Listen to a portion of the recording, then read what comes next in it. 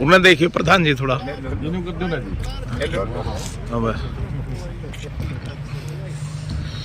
आपको ऐसा क्यों है कि आपको रैली करने से रोका जा रहा है? घबराई हुई है जो उदय भान जी की अध्यक्षता में भूपेंद्र सिंह हुड्डा के नेतृत्व में और दीपेंद्र सिंह जिस तरीके का एक आकर्षण केंद्र बनाया नौजवानों का, इनसे भयभीत होकर के क्योंकि आपने देखा होगा एक के ऊपर एक कितनी बड़ी बड़ी रैलियां हो रही, और ये थी इस इलाके में कैथल जिला की आज तक की सबसे विशालतम। आप समय में आपसे एक अनुरोध करना चाहूंगा पत्रकार बंधुओं से, जो हमारा ग्राउंड है जरा जनता को दिखवाते तो। इस गठबंधन के लोगों ने तो इतना बड़ा ग्राउंड नहीं देखा हुआ जितना बड़ा ग्राउंड हम रैली करने जा रहे थे। हमने कुर्सी मंगवाई थी, हमारी स्टेज तैयार होगी, हमारे माइक लगने शुरू हो गए, हमारी सारी तैयारी। तो ये तो बड़ा भारी अन्याय है। और जब हम अन्याय की बात करते हैं, और राहुल जी ने इसलिए ये नॉर्थ ईस्ट से वेस्ट की यात्रा निकाली थी, इसका नाम न्याय रखा था कि न्याय के लिए हम लड़ रहे हैं। आज वो न्याय अभी भी हमारे यहाँ न्याय किया हमारे साथ। प्रशासनिक अधिकारियों को अगर इनको ये था कि वे गलत काम है तो हमें उस वक्त रोकना चाहिए था भाई, कहना चाहिए था। जब हमने एप्लीकेशन दी, अभी वो एप्लीकेशन आने लग रही है, मैं आपके सामने जनता को भी दिखाऊंगा। तो बदतमीजी है सरकार की, और ये सारा कुछ सरकार के इशारे पर हुआ है, क्योंकि सरकार को मालूम है कि कैथल जिला की जनता, कलैट हल्के की जनता अब की बार इस गठबंधन सरकार को सबक सिखाने का काम करेगी, क्योंकि इन लोगों ने जहां 730 किसानों के खून से गठबंधन सरकार के नेताओं के हाथ में, कर्मचारियों के शरीर के ऊपर एक एक बड़ी बड़ी लाठी, एक जो लाठी पड़ी है, उसकी जिम्मेवारी गठबंधन सरकार की थी। जिस तरीके से खिलाड़ी, हमारी लड़कियों के साथ जो अपमान हुआ है, इनको पता है कि जिम्मेवारी हरियाणा की गठबंधन सरकार की थी। ये भाग नहीं सकते, बहुत ऐसे इशूज है। तो सारे इशूज को लेकर के मैं गाँव गया, विकास गाँव गया, तो इनको पता तो है, CID विभाग, इंटेलिजेंस इनके पास है। इनको पता लगा कि इतनी भारी भक्कम रैली होगी, इसलिए इसको परमिशन ना दो। हमें परमिशन ना देते, या तो प्रधानमंत्री जी का संबोधन जो हुआ है जूम पे किया, जो भी 3D शायद इसको बोलते हैं, तो वो जब कलायत में बीजेपी की जो मंत्री है, यहाँ से जनप्रतिनिधि है कमलेश, देखिए हमारी तैयारी तो पूरी है, लेकिन प्रशासन हमें परमिशन नहीं दे रहा। और मैं पिछले लगभग 12 या 14 दिन पहले हमने प्रशासन को एप्लीकेशन दी थी। उसी दिन प्रशासन की नीयत में मुझे खोट लगे, जबकि उस वक्त कोई आंदोलन नहीं था, कोई धारा 144 नहीं थी, कोई कुछ नहीं था। डिले पे डिले करते रहे। तो मेरे पास अभी प्रशासनिक अधिकारी का टेलीफोन आया कि जी हम अभी रिटर्न में आपको दे रहे हैं, हम आपको परमिशन नहीं दे रहे। मैं भाई ऐसे मैं नहीं रुकूंगा, मुझे लिख के दो, कारण बताओ क्या है। तो बोले हम कारण बताएंगे। अब आप देखिए कितना बड़ा अन्याय है, यानी कि प्रजातंत्र प्रणाली को बिल्कुल ध्वस्त करने का भारतीय जनता पार्टी और इसकी गठबंधन सहयोगी JJP के लोगों ने किया। जब हम ये समझो कि पिछले 5 दिन से तो स्टेज बनने लग रही है, सरसा से हमारे माइक हॉर्न आ गए हैं, गाड़ियां हमारे साथियों ने कर ली है। 10 दिन तक मैंने और विकास ने गांव जाकर के हमारी तैयारी करी। सैकड़ों हमारे साथी तैयारी पे लग रहे थे। प्रशासन की आंख में चली थी उस वक्त, प्रशासन की कोई जिम्मेवारी नहीं थी ये। तो एक योजनाबद्ध तरीके से, क्योंकि अगर वो बात कहें, अभी चिट्ठी आनी है मेरे पास, टेलीफोन आया है कि हम आपको रिटर्न में दे दें और आप रैली नहीं कर सकते, हम आपके खिलाफ कानूनी कार्रवाई करेंगे अगर रैली करेंगे तो। लेकिन मेरे खिलाफ तो कानूनी कार्रवाई की धमकी लोग दे रहे हैं। लेकिन आज ये भारत के प्रधानमंत्री रिवाड़ी आए थे, उन्होंने क्या 4D 3D क्या ड्रामा होता है इधर शिलान्यास और लोकार्पण थे। नहीं, शिलान्यास तो नकली था। लोकार्पण, ये तो लोकार्पण तो एक उस चीज का करने लग रहे थे। मुझे बड़ी तकलीफ है इस बात की सरकार की। हांसी रोहतक महम रेलवे लाइन, हमारी पार्टी के राष्ट्रीय अध्यक्ष उस वक्त रेल मंत्री थे खड़गे साहब, और हुड्डा साहब चीफ मिनिस्टर थे, और उस वक्त इसका शिलान्यास किया गया था। इसको चलाना है। आप ये देखिए 10 साल में हमारी बनाई हुई रेल को हमारी परमिशन के मतलब प्लानिंग डिपार्टमेंट से मंजूर, और हरियाणा स्टेट पहली रेलवे लाइन है, प्रोजेक्ट है, इन लोगों ने आज तक नहीं दिया।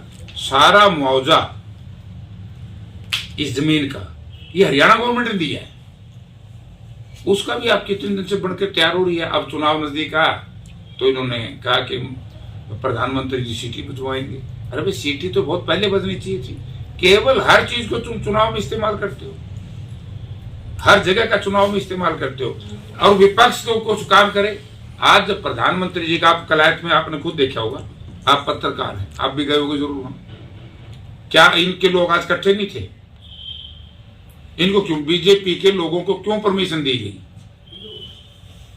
नेतृत्व से हमारी पार्टी के लोगों से पूछूंगा, विचार विमर्श करूंगा, अगर वो कहेंगे तो करेंगे, लेकिन मैं वो ऐसा कोई काम नहीं करूंगा जिससे कि कानून हम हाथ में लें। लेकिन शर्म तो आनी चाहिए गठबंधन सरकार को, या तो मैं बहुत पहले कह देते हमारी रैली तैयार, रैली से 24 घंटे पहले इन्होंने एकदम ये कहते हैं कि भी ना की जाए, तो बात गलत है ना।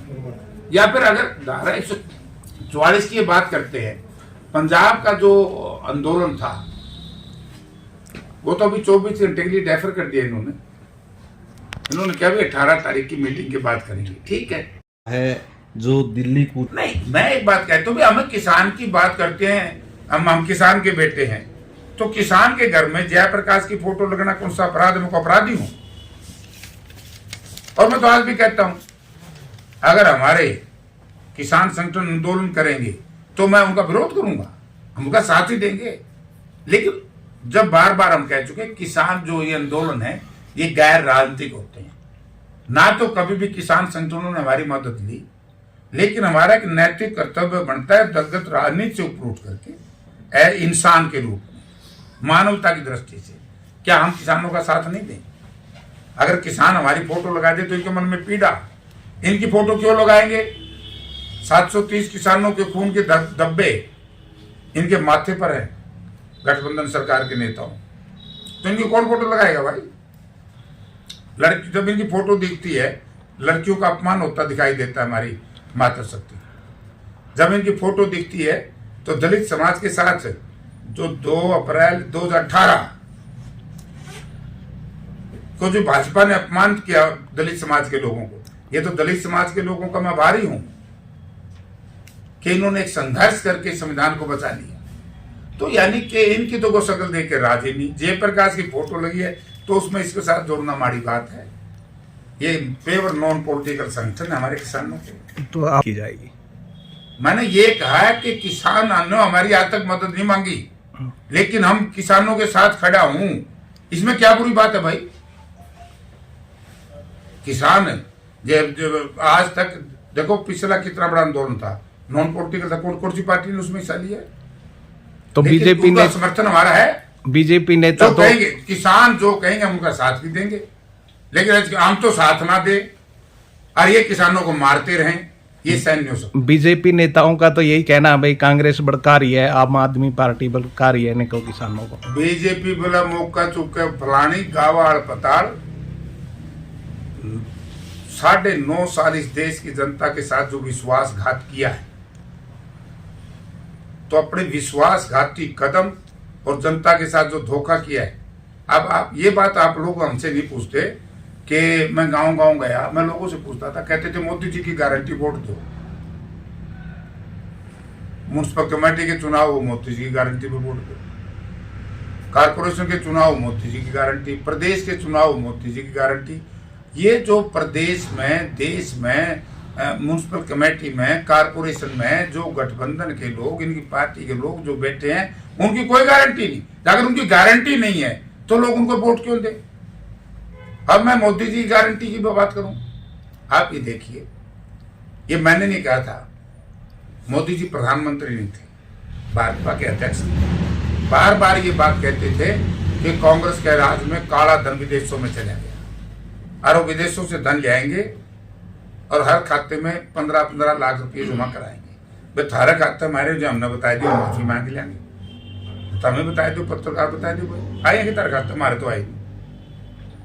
दूसरी गारंटी नहीं थी कि भाई किसानी की जो आय है, आमदन है, 2022 तक डबल हो जाएगी। पूछो किसी किसान को 22 तक डबल होगी, ये बात भी नहीं हम कह सकते। गांव में जाकर के हम ये बात भी नहीं कह सकते कि 2 करोड़ बच्चों के रोजगार की बात कही थी।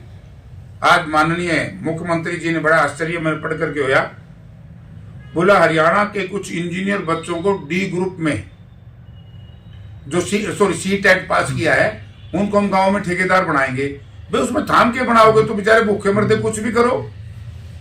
आप ये बताइए माननीय मुख्यमंत्री जी, गठबंधन के नेताओं, कि आपने कितना परमानेंट एसएससी से, एचपीएससी से कितना रोजगार दिया, केंद्र सरकार ने कितना रोजगार दिया, इस पर श्वेत पत्र जारी करो। कौशल रोजगार निगम तो बड़ी ठगी है बच्चों के साथ, ना उसमें कोई रिजर्वेशन है, ना उसमें दलितों की शेड्यूल्ड कास्ट की कोई कैटेगरी है, ना उसमें बैकवर्ड की कोई कैटेगरी है, ना स्पोर्ट्स पर्सन की है, ना मिलिट्री डिपेंडेंट की है, ना खिलाड़ी की है। उसमें तो बड़ा गड़बड़ घोटाला है। आज सत्ता परिवर्तन के बाद बहुत बड़ा है, लेकिन ये इशूज नहीं है। इशूज मेरा ये है कि भाई हमने ये रैली की पूरी तैयारी कर दी और जब प्रशासन के पास कहीं कहीं से रिपोर्ट आई होगी या सरकार के पास आई होगी, तो एंड टाइम के ऊपर हमारी रैली कैंसिल करने के लिए हमें क्यों बार बार नोटिस दिए जा रहे हैं। लड़ाई हमारी इस पर, अगर उनकी भी बात मान ले, भाई धारा 144 है, फिर धारा 144 आज कमलेश भी करके गई है, वो तो मंत्री है जी, वो क्यों करके गई, उसमें धारा 144 नहीं लग रही। मतलब बीजेपी करे तो उनकी वैलिड, और नेता प्रतिपक्ष और कांग्रेस पार्टी का अध्यक्ष करे तो अनवैलिड। तो प्रधान जी से कहीं ना कहीं डर लग रहा है बीजेपी को। प्रधान जी से तो क्या डर लग रहा होगा, इन्हें अपने कुकरमा कर रहे हैं, जो इन्हें कलायत हल्के के साथ कर रखा है, इस हरियाणा के साथ कर रखा है, तो उससे डरे हैं। क्योंकि आज जब जाएंगे ना वोट मांगने, नौजवान पूछेगा रोजगार, किसान पूछेगा डबल आमदन, आज मजदूर पूछेगा कि हमारी, आप ये देखिए कितना बड़ा अन्याय है मजदूर के साथ। डीसी रेट बढ़े कितने दिन हो गए। तो रैली को लेकर कोर्ट जाएंगे जयप्रकाश जी? अभी कोर्ट तो के जाना है, जिसके ऊपर जिसने कोर्ट में कहा है, कोर्ट में भी के जाओ। आपने कोर्ट का फैसला नहीं देखा? जिस बात को लेकर के आज से 5 वर्ष पहले जब ये इलेक्ट्रोल बॉन्ड आया था पार्लियामेंट में, भूपेंद्र सिंह हुड्डा ने इस मामले को पार्लियामेंट में उठाया था, और मैं तो हमेशा से कहता आया हूं, हमारी पार्टी कहती आई है कि ये क्या कानून था भाई, कांग्रेसियों को तो काला धन कहीं कर देंगे, भ्रष्ट है। ये ऐसा कानून बनाने की क्या आवश्यकता पड़ गई थी कि आप कितना ही पैसा कोई ले आओ काला धन और उसको किसी भी पार्टी में जमा करा दो, उस पर इनकम टैक्स या ईडी हिसाब नहीं मांगेगी। यानी कि आपको ये करप्शन की जो चार्ज की बात करते हैं, मैं सभी पार्टी के नेताओं से अनुरोध करूंगा और समय केंद्र सरकार से, प्रदेश सरकार से, आप ये बताए कि बीजेपी के खाते में पिछले 9 वर्ष में कितना फंड आया है। बीजेपी के खाते में 9 वर्ष में कितना फंड आया, कांग्रेस के खाते में कितना आया, सीपीएम, सीपीआई और जो क्षेत्रीय पार्टी हैं उनमें कितना फंड आया। इसमें श्वेत पत्र जारी करो ताकि जनता को पता लगे इलेक्टोरल बॉन्ड में कौन भ्रष्ट है कौन ईमानदार है। सुप्रीम कोर्ट ने तो बड़ा सख्त फैसला दिया, कॉन्स्टिट्यूशनल बेंच ने दिया है। जी कल डिसीजन आया। हाँ, कल जो डिसीजन बड़ा खतरनाक है। तो जो भ्रष्टाचार के आरोप हम लगा रहे थे उसी तो रहे हैं। तो अन्याय हमारे साथ किया है, ये गलत है। तो इसलिए अब हम रैली दोबारा से पार्टी के नेतृत्व से विचार विमर्श करके हम दोबारा रैली रखें।